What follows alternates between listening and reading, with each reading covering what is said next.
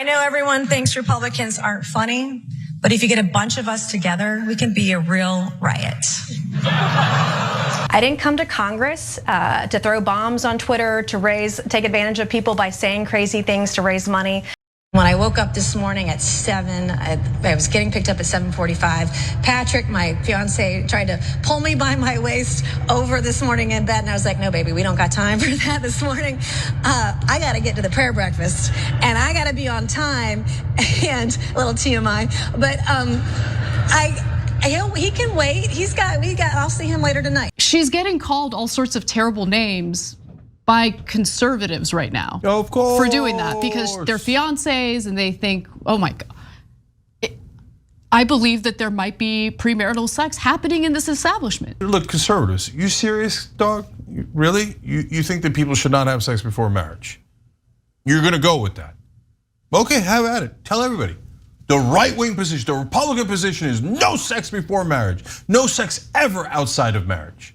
Okay, that is it. Well, that's your Christian fundamentalist position. Right. Please run on that in every election. I encourage you as much as I possibly can.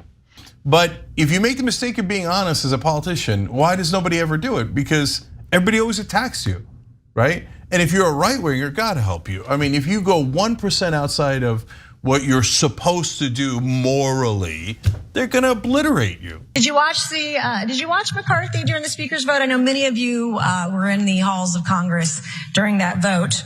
I haven't seen someone assume that many positions to appease the crazy Republicans since Stormy Daniels. It only goes downhill from here, people. I mean, come on. But let's be honest. We all knew that Matt Gaetz would never let the vote get to 18. That was so savage. Elbow from the sky. First of all, I like that you put the Mace in Nancy Mace. Okay, but that was spray. Yeah, that was some bear spray right there. She seems to be angling for I'm the moderate Republican. Okay, because this is the kind of stuff that could put you in a lot of trouble with the right wing. I'm surprised that they haven't all gone to DEFCON 4 already and be like, oh, it's a rhino. How dare you? January 6th was just tourism. I have time after time condemned my colleagues on both sides of the aisle for racist tropes and remarks that I find disgusting. And this is no different than any others. As a member of Congress and seeing such division in our country, we all have a responsibility, both elected members of Congress on both sides of the aisle and the American people in our communities and at work, in our communities and everything else we have a responsibility to lower the temperature, and this does not do that. Look, before they would have fake civil wars in the Republican Party, they'd have the Tea Party, and the Tea Party would say, oh no, we gotta pull things more right wing, and the corporate Republicans would go, oh golly gee, you are twisting our arm. Okay, fine, even more tax cuts for the rich, what can we do? And Rachel Maddow would get on MSNBC and she'd be like, oh my God, they're having a civil war. This is gonna rip the Republican Party apart, yay, right? And that would never happen. Instead, they would move the Overton window and the politics in America would get more and more right wing. It was a fake civil war that really, really hurt the country, okay, within the GOP. Now this one is real. They're really at each other's throats. This isn't the fake ones that we saw and reported on before.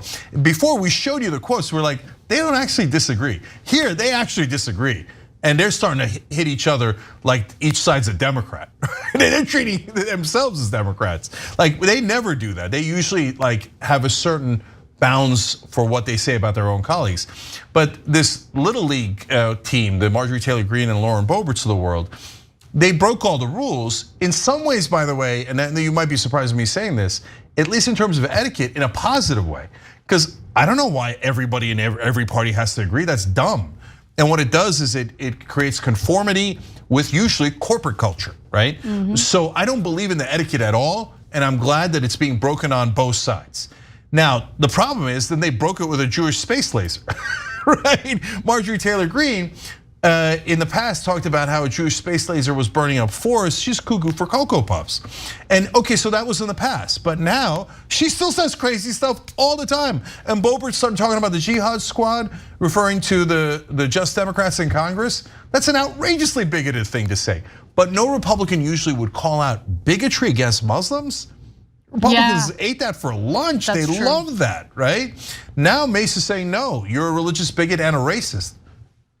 I've never seen another Republican call a fellow Republican a racist.